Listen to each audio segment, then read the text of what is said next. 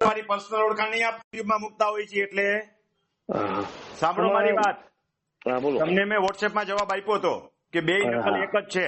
હવે જો ખોટી રીતે મારો સમય બગાડશો તો ફોન ના અંતે જવાબ આપ્યો છે નંબર બ્લોક કરી દઈશ. બોલો શું પ્રશ્ન છે? બોલો.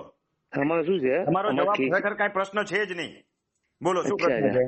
એમાં શું તલાટી ને મામલતદાર બંને અલગ અલગ છે બતાવવા તમને જવા. મને બે નોંધ મોકલાવી છે એ બાબતે જ પૂછો છો, એની વાત કરો સીધી. હા એ જ બાબતમાં વાત કરું છું. નોંધમાં શું તમને તકલીફ છે?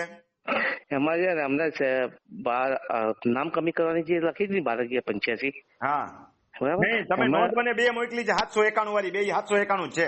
વધે 751 ની છે. બંને એક જ તારીખે પડેલી છે. હા. બંનેમાં મામલતદાર અને તલાટી બંને અલગ અલગ છે. બરાબર. તમને પેટમાં શું દુખે છે? નોંધ એક જ છે, એની કોપી બે છે ખાલી. હા એટલે પેલામાં પંચનામાના આધારે કર્યું છે અને પેલામાં ભલે નોંધ એક જ છે. મારો કહેવાનો મતલબ છે કઈ પેટમાં દુખવા લાયક છે નહીં. તમને શું તકલીફ છે એ પૂછો. આ મફત કઈ ગમે એમ સમય નથી બગાડવાનો. ના હું એ જ કહેવા માંગુ છું. પેલામાં ડેથ સર્ટિફિકેટ મૂક્યું છે ને એમાં તકલીફ શું છે? એક જ નોંધમાં બે વિગત લખી છે એને. બે વિગત બે વાર એન્ટ્રી પાડી છે એક ને એક જગ્યાએ છે. તમને પેટમાં શું દુખ્યું નથી મને પૂછો ને. એની પ્રક્રિયા છે. એમાં જે સર્ટિફિકેટ જે મૂક્યું ને એમાં ઉંમર નાની બતાવે છે. બતાવે વ્યક્તિ ગુજરી ગયો છે અને બિનવારસી છે તો એનું હક કમી કર્યું છે. વિગત આટલી જ છે. બે માં એક જ મેટર લખેલી છે. એટલે બંને સેમ જ ચાલી જાય. એની અંદર એવું જ કહેવાય ને તમારે પેટમાં શું દુખે છે નોંધ સામે ઈ મને પૂછો ને સીધો. સમય બગાડવાનો કારણ વગરનો.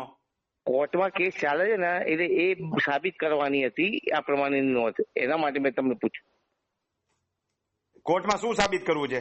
જો બે માં હરખું જ લખેલું છે, 791 નંબર છે, 14/4/92 તારીખ લખી છે, બે માં શબ્દો હરખા લખ્યા છે તો કોર્ટ નક્કી કરશે ને.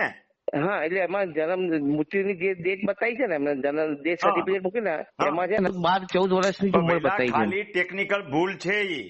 કોર્ટે સ્વીકારશે ઈ. એમાં કઈ ગુનો નથી થઈ ગયો, કઈ ખોટું નથી થતું. ઓકે સાહેબ. ભલે ભાઈ. હા.